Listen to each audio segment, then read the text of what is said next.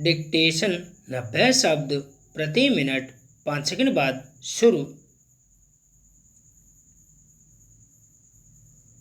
शुरू। भारत एक बहुभाषिक और बहुसांस्कृतिक देश है। इस नाते सभी क्षेत्रों की अपेक्षाओं का ख्याल रखना सरकार की संवैधानिक जिम्मेदारी है, लेकिन इसके साथ साथ आज़ादी के समय से ही ऐसे उपायों की खोज और उन पर काम लगातार जारी रहा है जो समूचे देश को एक सूत्र में जोड़ सके। इस मामले में अलग अलग स्तर पर राजनीतिक और सांस्कृतिक पहलकदमियों के अलावा भाषा के रूप में हिंदी को एक अहम जरिया माना गया,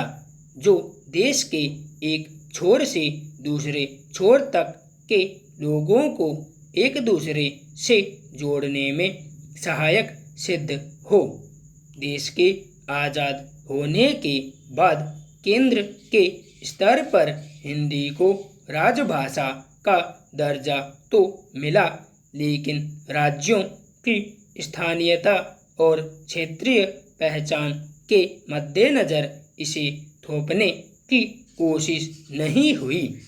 हालांकि यह उम्मीद जरूर की जाती रही कि अलग अलग राज्यों में राजकाज की भाषा को लेकर धीरे धीरे एकरूपता आएगी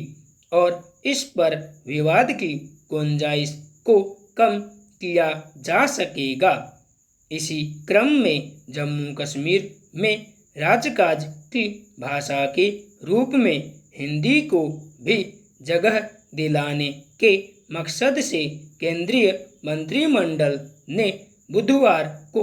एक विधेयक को मंजूरी दे दी,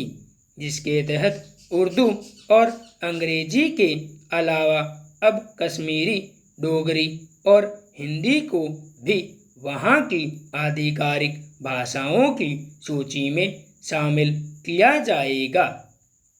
हालांकि इससे संबंधित विस्तृत जानकारी अभी सामने नहीं आई है, लेकिन इससे संबंधित खबरों के मुताबिक राजभाषा विधेयक 2020 में एक व्यवस्था यह है कि कश्मीरी, डोगरी और हिंदी को जम्मू कश्मीर की आधिकारिक भाषाओं की सूची में डाल दिया जाएगा।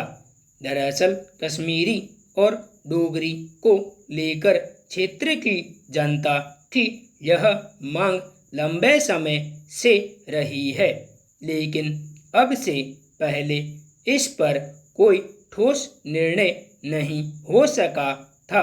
जबकि एक रिपोर्ट के मुताबिक वहां डोगरी बोलने वालों की संख्या करीब 50 लाख और कश्मीरी बोलने वालों की तादाद 45 लाख से ज़्यादा है। जाहिर है अब कश्मीरी, डोगरी के साथ साथ हिंदी को भी इसमें शामिल करना न केवल स्थानीयता के तकाज़ों का ख्याल रखने बल्कि जम्मू कश्मीर को राष्ट्रीय मुख्यधारा में और करीब लाने का जरिया बन सकता है।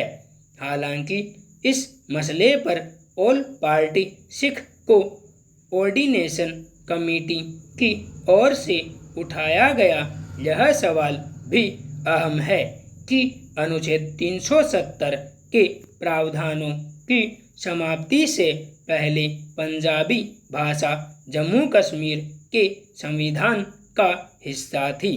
लेकिन अब जम्मू कश्मीर की आधिकारिक भाषा में पंजाबी को शामिल न करके सरकार अल्पसंख्यक विरोधी रवैया दर्शा रही है। लेकिन जहाँ तक हिंदी का सवाल है, यह विचित्र है कि आज़ादी के बाद से अब तक जम्मू कश्मीर में हिंदी को आधिकारिक भाषाओं के बीच जगह नहीं मिल सकी थी, जबकि लगभग समूचे इलाके में पर्यटकों से लेकर दूसरे हिंदी भाषी राज्यों से जाने वाले कामगारों के बीच भी संपर्क सूत्र के रूप में हिंदी एक अहम भूमिका निभाती रही है। फिर स्थानीय कश्मीरी लोगों को भी हिंदी के इस्तेमाल पर कभी आपत्ति नहीं रही। इस लिहाज से देखें तो अगर हिंदी को कश्मीरी और डोगरी के साथ आधिकारिक भाषा के तौर पर जगह देने की पहलकदमी हुई है तो यह न सिर्फ हिंदी का दायरा बढ़ाने बल्कि स्थानीय भाषाओं को भी राष्ट्रीय संपर्कों के दायरे में लाने की कोशिश साबित हो सकती है। संपूर्ण विराम।